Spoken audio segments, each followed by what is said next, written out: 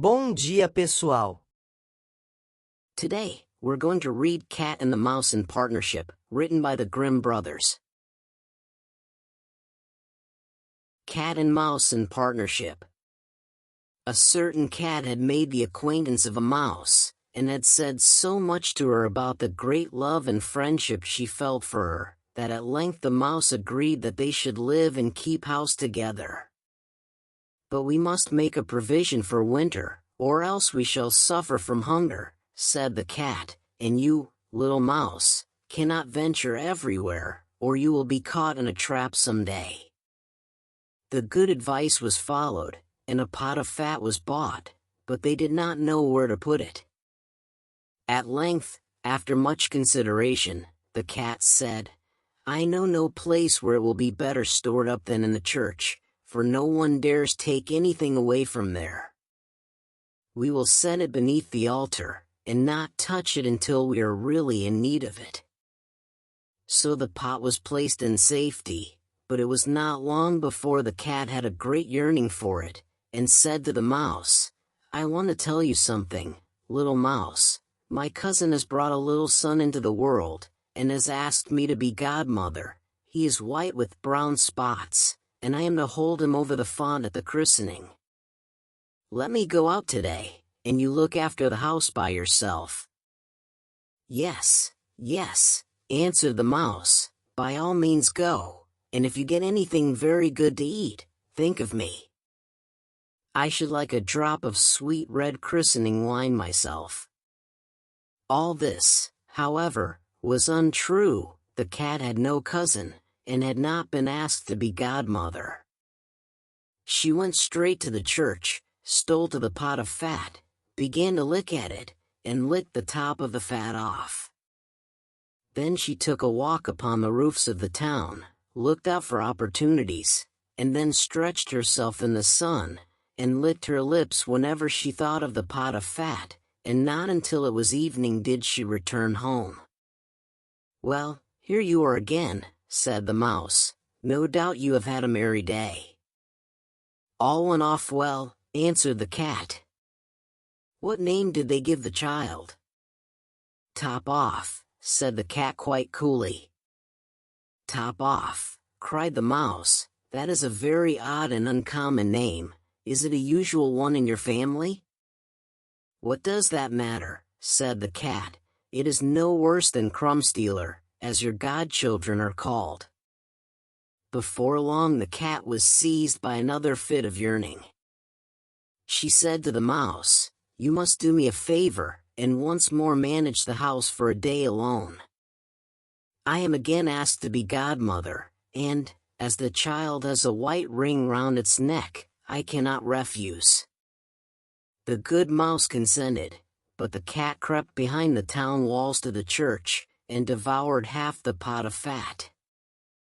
"Nothing ever seems so good as what one keeps to oneself," said she, and was quite satisfied with her day's work. When she went home the mouse inquired, "And what was the child christened?" "Half done," answered the cat. "Half done? What are you saying? I never heard the name in my life. I'll wager anything it is not in the calendar." The cat's mouth soon began to water for some more licking. "All good things go in threes," said she. "I am asked to stand godmother again. The child is quite black, only it has white paws, but with that exception, it has not a single white hair on its whole body. This only happens once every few years. You will let me go, won't you?" "Top off." "Half done," answered the mouse. "They are such odd names. They make me very thoughtful." "You sit at home," said the cat, "in your dark gray fur coat and long tail, and are filled with fancies. That's because you do not go out in the daytime." During the cat's absence the mouse cleaned the house, and put it in order, but the greedy cat entirely emptied the pot of fat. "When everything is eaten up one has some peace," said she to herself, and well filled and fat she did not return home till night. the mouse at once asked what name had been given to the third child. "It will not please you more than the others," said the cat. "He is called All Gone." "All Gone," cried the mouse, "that is the most suspicious name of all. I have never seen it in print. All Gone, what can that mean?" And she shook her head, curled herself up, and lay down to sleep. From this time forth no one invited the cat to be godmother, but when the winter had come and there was no longer anything to be found outside, the mouse thought of their provision, and said, "Come, cat, we will go to our pot of fat which we have stored up for ourselves. We shall enjoy that." "Yes," answered the cat, "you will enjoy it as much as you would enjoy sticking that dainty tongue of yours out of the window."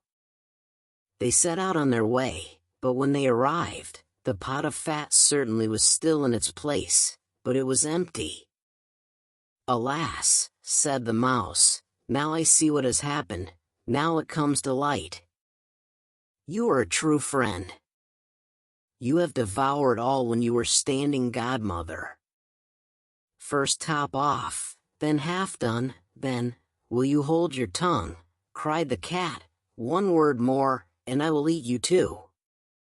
All Gone was already on the poor mouse's lips. Scarcely had she spoken it before the cat sprang on her, seized her, and swallowed her down. Verily, that is the way of the world. Any question? Não entendi a história. Tem umas palavras que eu não sei a tradução. Explica pra mim, Asdrubal. O conto é sobre a astúcia e a natureza do gato. Diferentemente do que acontece nos desenhos animados atuais, o rato se dá mal. Você não precisa entender ou traduzir todas as palavras. O importante é entender a ideia. In English, please. Esse rato é muito burro. Por que foi acreditar no gato? Onde estão os outros ratos da cidade? Desde quando tem batizado de gato? People, this is an English class. Speak in English, please. I like to see that the cat kills the mouse. Lots of blood in the final. That's fun. O rato morreu? This tale is about character and animal nature. We can apply it to our modern world. There are some things that are bad, and we can't do anything to change them. Just accept. Very good, Asdrubal.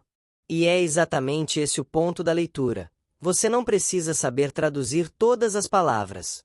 Aliás, é melhor nem traduzir, e sim, tentar compreender em inglês mesmo.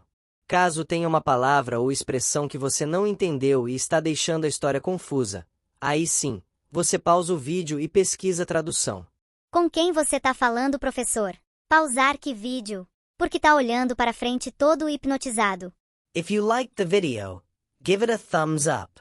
If you didn't, give it 2 thumbs down. Comment anything you want and subscribe. See you soon.